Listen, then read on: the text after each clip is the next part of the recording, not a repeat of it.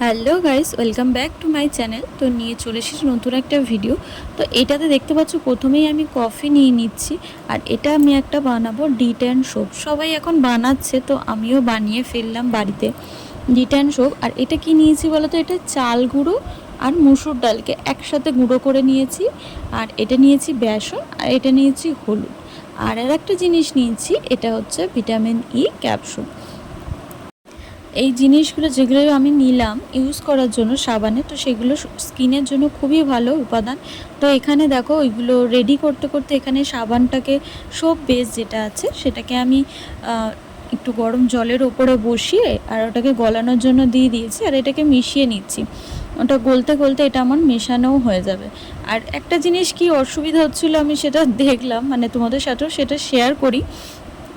মানে একটুখানি বসানো মাত্রই না সাবানটা ঠান্ডা হয়ে যাচ্ছে, মানে জমে যাচ্ছে।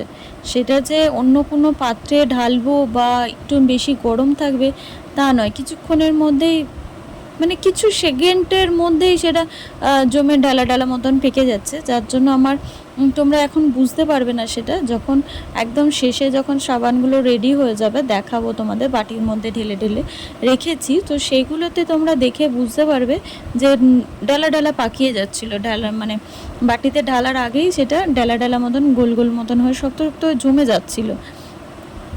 দেখো এটা এক হাতে করে গোলাচ্ছিলাম, তো ঘুরে যাচ্ছিলো বলে আমি ফোনটা রেখে দিয়ে ভালো করে গুলিয়ে নিয়েছি। আর এই দেখো শক্ত শক্ত হয়েছে, ডিবি ডিবি হয়ে রয়েছে, দেখতে পাচ্ছ যেগুলো জমে জমে মতন গেছে।